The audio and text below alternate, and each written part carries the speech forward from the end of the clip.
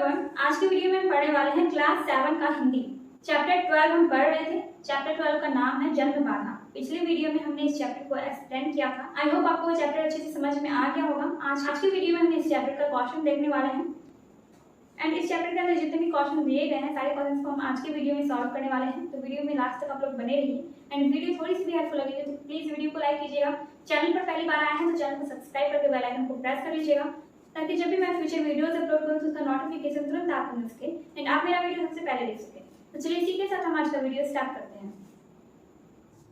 तो जैसा कि मैंने आपको कहा था कि हमने चैप्टर 12 को पढ़ लिया था, आप चैप्टर 12 का एक्सप्लेनेशन वीडियो प्लेलिस्ट में जाकर देख सकते हैं, अदरवाइज आपको इसका लिंक डिस्क्रिप्शन बॉक्स में मिल जाएगा। तो आज की वीडियो में हम इस चैप्टर के क्वेश्चंस को देखने वाले हैं। पार्ट से का पहला क्वेश्चन है, गुड्डी अपनी तुलना बंधुआ मजदूर से क्यों करती है। चलिए इसका आंसर देखते हैं। इसका आंसर हो जाएगा, गुड्डी को पूरा दिन घर में काम करना पड़ता है जिसके कारण उसे ना अपने लिए फुर्सत मिलती है ना पढ़ने के लिए, इसलिए वह अपनी तुलना बंधुआ मजदूर से करती है। ठीक है, तो जब आप ये कहानी पढ़ेंगे तो आप उसमें देखेंगे कि गुड्डी नाम की जो लड़की है, जो कि 12 वर्ष की लड़की है, उसको घर के सारे काम करने पड़ते हैं, अपने छोटे भाई बहनों को संभालना पड़ता है, उसके कपड़े भी धोने पड़ते हैं और उसे किसी भी दिन फुर्सत नहीं मिलती है। ठीक है, वो दिन भर काम करते रहती है, उसे एक काम से दूसरे काम के बीच में सुस्ताने का भी मौका नहीं मिलता है, तो इसलिए वो अपने आप को अपने ही घर में वो बंधुआ मजदूर समझती है। ठीक है, ये आपका फर्स्ट नंबर का क्वेश्चन हो गया। सेकेंड नंबर में है, माँ बाप के लिए चाय बनाकर लाते समय उसके पैरों में फुर्ती आ गई, क्यों। ठीक है, माँ बाप के लिए चाय बनाकर लाते समय उसके पैरों में फुर्ती आ गई, क्यों। तो इसका आंसर हो जाएगा, माँ बाप के लिए चाय बनाकर लाते समय उसके पैरों में फुर्ती इसलिए आ गई क्योंकि यहाँ पर होगा बिना टिकट। ठीक है, क्योंकि उसके पास टिकट नहीं था, डाक टिकट जो होता है, तो उसने चिट्ठी पर वो टिकट नहीं चिपकाया था। ठीक है, जब वो लिफाफे में उसको टिकट चिपकाना था तो उसके पास टिकट नहीं था। तो यहाँ पर मैंने क्या लिखा है, क्योंकि बिना टिकट लगा हुआ लिफाफा देकर प्रधानमंत्री उसकी हालत का अनुमान लगा लेंगे और उसे घर के कामों से मुक्त करवा देंगे। ठीक है, तो इसलिए यही सब सोचकर उसके पैरों में फुर्ती आ गई। उसने चिट्ठी लिख लिया था और उसने सोचा कि टिकट नहीं भी है तो फिर भी ऐसे ही भेज दूंगी, टिकट का लिफाफा देखकर प्रधानमंत्री मेरी हालत भांप जाएंगे और मुझे घर के कामों से और इस बंधुआ मजदूरी से मुक्त करवा देंगे। तो इसलिए जब उसके पापा ने कहा चाय बनाने के लिए, तो चाय बनाकर लाते समय उसके पैरों में फुर्ती सी आ गई। ठीक है, क्योंकि वो मन ही मन सोच रहे थे कि अब मेरी मुक्ति में ज्यादा दिन नहीं है। जब आप इस कहानी को पढ़ेंगे तभी आपको ये सारे क्वेश्चंस भी समझ में आएंगे, अदरवाइज आपको सिर्फ क्वेश्चन अगर करने हैं, अगर आपको कहानी नहीं पढ़ने तो आपको क्वेश्चन नहीं समझ में आएंगे। जब तक आप चैप्टर नहीं पढ़ते हैं तो आपको कोई भी क्वेश्चन आंसर वगैरह अच्छे से समझ में नहीं आएगा। इसलिए चैप्टर को अच्छे से समझने के बाद ही क्वेश्चन को आप लोग बनाया कीजिए। चलिए थर्ड नंबर का क्वेश्चन देखते हैं। थर्ड नंबर में यहाँ पर दिया गया है, थर्ड नंबर में है, पढ़िए एवं सोच कर उत्तर दीजिए। तो पहला यहाँ पर लाइन दिया गया है कि लेकिन क्यों नहीं सुनी जाएगी मेरी बात, हिज्जे गलत हो पर बात तो सही है। इसी लाइन से क्वेश्चन है, यहाँ पर 2 क्वेश्चन है इस लाइन से। ठीक है, मैं कह रहा है कि ऐसा गुड्डी ने क्यों सोचा। ये लाइन जो है ये किसने कहा था, ये गुड्डी ने कही थी ये बात। लेकिन क्यों नहीं सुनी जाएगी मेरी बात, ये किसने कहा, गुड्डी ने कहा था। हिज्जे गलत हो पर बात तो सही है, ये पूरा लाइन गुड्डी ने कहा था। तो उसी के बारे में यहाँ पर पूछा है कि ऐसा गुड्डी ने क्यों सोचा और यह वाक्य गुड्डी के व्यक्तित्व की किन विशेषताओं को दर्शाता है। ठीक है, तो इन्हीं दोनों का आंसर आपको देना है। तो मैंने इसका आंसर यहाँ पर लिखा है। पहला क्वेश्चन क्या था, ऐसा गुड्डी ने क्यों सोचा। ऐसा गुड्डी ने इसलिए सोचा क्योंकि उस चिट्ठी में उसका दर्द साफ प्रकट हो रहा था। उसने चिट्ठी में यह भी लिखा था कि वह सिर्फ 1 महीने ही स्कूल जा पाई। उसने चिट्ठी में यह भी लिख दिया था कि वह सिर्फ 1 महीने ही स्कूल जा पाई, तो इसलिए प्रधानमंत्री समझ जाएंगे कि इसलिए इसका हिज्जे गलत है। ठीक है, तो इसलिए उसको विश्वास था कि इस चिट्ठी के माध्यम से मेरी बात जरूर सुनी जाएगी, हिज्जे गलत है पर बात एकदम सही है। और उस चिट्ठी में उसका दर्द साफ प्रकट हो रहा था कि उसके साथ क्या हालात है, उसके घर में उसके साथ क्या क्या हो रहा है। ठीक है, इसलिए उसने ऐसा सोचा कि मेरी बात जरूर सुनी जाएगी। ख नंबर में है, यह वाक्य गुड्डी के व्यक्तित्व की किन विशेषताओं को दर्शाता है। इसका आंसर क्या होगा, यह वाक्य गुड्डी की आत्मविश्वास को दर्शाता है। उसको अपने मन में विश्वास था कि मेरी बात जरूर सुनी जाएगी, चिट्ठी में हिज्जे गलत है लेकिन बात एकदम सही है। तो यह वाक्य गुड्डी के आत्मविश्वास को दर्शाता है। ये हो गया आपका सेकेंड नंबर का क्वेश्चन है, टिकट कहाँ से लाऊं, बिना टिकट के ही भेज देती हूँ, वे तो समझ ही जाएंगे। तो इससे क्वेश्चन है, पहला क्वेश्चन, गुड्डी ने ऐसा क्यों सोचा। इस लाइन के लिए कहा जा रहा है कि गुड्डी ने ऐसा क्यों सोचा। उसने क्या सोचा था कि टिकट कहाँ से लाऊं, बिना टिकट के ही भेज देती हूँ, वे तो समझ ही जाएंगे। गुड्डी ने ऐसा इसलिए सोचा क्योंकि उसे लगा कि प्रधानमंत्री जी समझदार हैं और वो सारी बात समझ जाएंगे कि बच्ची ने पत्र अपने परिवार से छिपाकर भेजा है। ठीक है, तो उसे लगा कि इस पर टिकट नहीं है, कि बिना टिकट का लिफाफा देकर प्रधानमंत्री जी समझ जाएंगे कि बच्ची ने पत्र अपने परिवार से छिपाकर भेजा है, इसलिए इस पर लिफाफा नहीं है। तो इसलिए गुड्डी ने ऐसा सोचा। फिर वहीं पे दूसरा क्वेश्चन है, यह वाक्य गुड्डी के किस पक्ष को दर्शाता है। दोस्तों यहाँ पर वाक्य लिखना मैं भूल गई थी, तो मैंने इस तरह का एरो देके ऊपर लिख दिया है। तो इस तरह से जब आपके एग्जाम में भी आपके साथ अगर ऐसा होता है कि आप कहीं पर एक वर्ड लिखना भूल जाते हैं, तो आप एरो देकर वहां पर ऊपर में लिख सकते हैं। ठीक है, तो एग्जामिनर समझ जाएंगे कि आपने उसी लाइन के लिए ये शब्द लिखा है। ठीक है, जिस लाइन का आपको कोई भी शब्द छूट गया तो वहां पर जहां पर भी छूटा हुआ शब्द है वहां पर आप एरो देंगे और उसके ऊपर लिख देंगे, जैसे मैंने यहाँ पे किया है। तो यह वाक्य गुड्डी के किस पक्ष को दर्शाता है, इसका आंसर हो जाएगा यह वाक्य गुड्डी के दूरदर्शिता को दर्शाता है।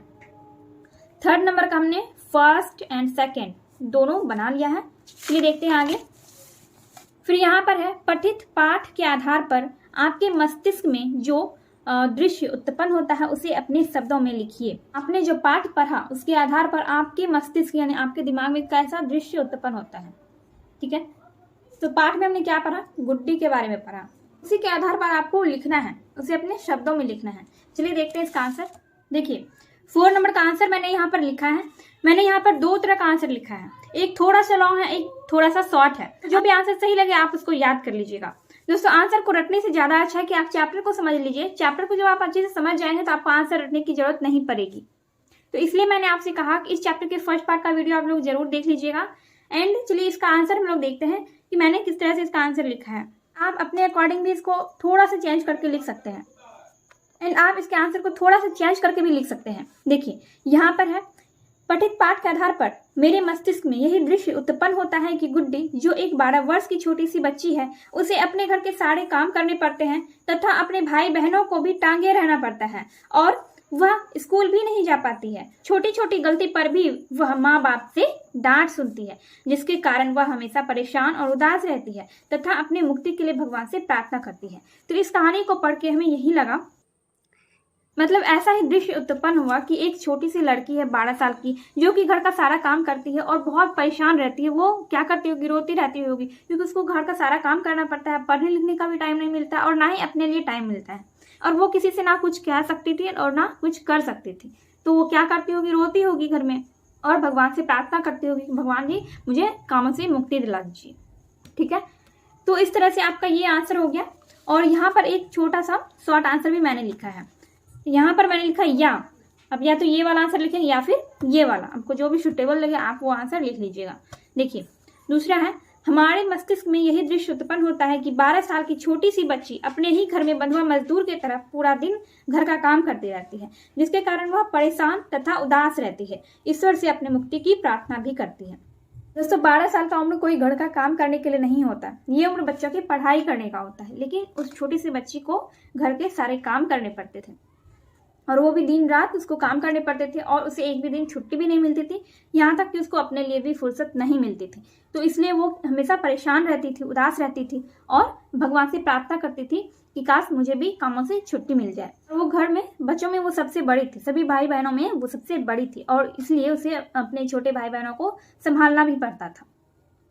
तो यही सारा चीज है इस पाठ में। तो ये आपका हो गया 4 नंबर का आंसर बता दिया।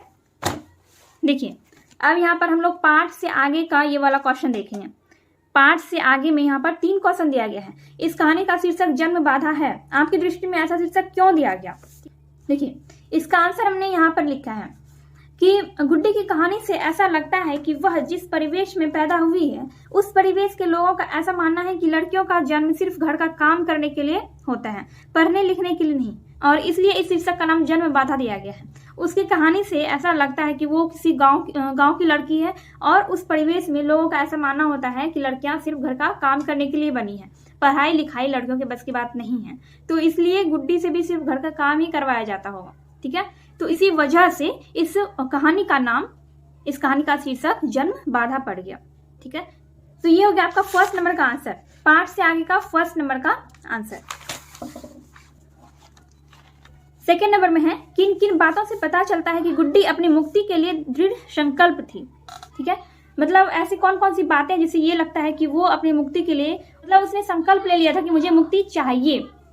तो इसका आंसर हो जाएगा, गुड्डी ने प्रधानमंत्री को चिट्ठी लिखी थी क्योंकि वह स्वयं को अपने ही घर में बंधुआ मजदूर समझती थी। डाक टिकट नहीं होने पर भी उसे ऐसा लगता था कि प्रधानमंत्री बिना डाक टिकट की चिट्ठी देखकर उसकी हालत भाप जाएंगे। इन्हीं सब बातों से पता चलता है कि गुड्डी अपनी मुक्ति के लिए दृढ़ संकल्प थी। ठीक है, मतलब उसने संकल्प ले लिया था कि मुझे मुक्ति चाहिए ही चाहिए, इस बंधुआ मजदूरी से मुझे मुक्ति चाहिए। तो इसलिए उसने अपने माँ बाप से छिपकर चिट्ठी लिखी और उसमें डाक टिकट भी उसने नहीं चिपकाया था। फिर भी उसको ऐसा लग रहा था कि प्रधानमंत्री बिना डाक टिकट वाली चिट्ठी देखकर उसकी हालत समझ जाएंगे। ठीक है, तो इन्हीं सब बातों से ऐसा लगता है कि गुड्डी अपनी मुक्ति के लिए दृढ़ संकल्प थी। ये आपका हो गया सेकेंड नंबर का आंसर। पार्ट से आगे का सेकेंड नंबर का आंसर आपका हो चुका है। थर्ड नंबर का क्वेश्चन है, अपनी मुक्ति के लिए गुड्डी प्रधानमंत्री को चिट्ठी लिखती है। इसके माता पिता परेशानी में पड़ सकते हैं। गुड्डी के इस व्यवहार पर तर्क सहित विचार कीजिए। देखिए, इसका आंसर हमने यहाँ पर लिखा है। इसका आंसर हो जाएगा, हर व्यक्ति का ये अधिकार है, हर व्यक्ति का ये अधिकार है कि वो अपने साथ हो रहे अत्याचार के खिलाफ आवाज उठाए। हाँ, गुड्डी के माता पिता को थोड़ी परेशानी होती, परंतु गुड्डी ने अपने लिए बिल्कुल सही कदम उठाया। देखिए, हर आदमी को अधिकार है कि अपने साथ जो अत्याचार हो रहे हैं या फिर जो भी उसके साथ नाइंसाफी हो रही है उसके खिलाफ वो आवाज उठाए। तो गुड्डी के साथ भी कुछ नाइंसाफी ही हो रहा था क्योंकि उसे पढ़ने लिखने नहीं दिया जाता था और उसे घर के सारे काम करवाए जा रहे थे। ठीक है, और वो भी इस छोटी सी उम्र में, तो इसलिए एक तरह से उसके साथ अत्याचार ही हो रहा था। तो इसलिए गुड्डी ने अपने लिए जो कदम उठाया, उसने प्रधानमंत्री को चिट्ठी लिखी, तो उसने ये बिल्कुल सही कदम उठाया क्योंकि हर व्यक्ति को, हर मनुष्य को अधिकार है कि वो अपने खिलाफ हो रहे अत्याचार, अपने साथ हो रहे नाइंसाफी के खिलाफ वो आवाज उठाए। गुड्डी का ये कदम अपने लिए बिल्कुल सही था। तो आपका ये चैप्टर यहाँ पर कंप्लीट हो चुका है। यहाँ तक हमने आपको पार्ट से आगे का सारा क्वेश्चन बता दिया है। इसके आगे गतिविधि दी गई है जो कि आप खुद से भी कर सकते हैं, तो इस एक्टिविटी को आप स्वयं भी कर सकते हैं। तो इसी के साथ चैप्टर यहाँ पर कंप्लीट हो गया है। नेक्स्ट वीडियो में हम नेक्स्ट चैप्टर पढ़ेंगे एंड नेक्स्ट चैप्टर का नाम है शक्ति और क्षमा। ठीक है, अगले वीडियो में हम इसी चैप्टर को पढ़ने वाले हैं। एंड आपको ये वीडियो अगर थोड़ी सी भी हेल्पफुल लगी हो, अच्छी लगी हो, तो प्लीज वीडियो को लाइक कीजिए एंड कमेंट कीजिए आपको ये वीडियो कैसे लगी। एंड आपको कहीं पर कोई प्रॉब्लम हो तो आप वो भी कमेंट बॉक्स में कमेंट कर सकते हैं। एंड चैनल पर पहली बार आ रहा है तो चैनल को सब्सक्राइब करके बेल आइकन को प्रेस कर लीजिए ताकि मैं जब भी फ्यूचर वीडियोस अपलोड करूँ तो उसकी नोटिफिकेशन तुरंत आप तक पहुँच सके। के साथ मिलते हूँ मैं नेक्स्ट वीडियो में।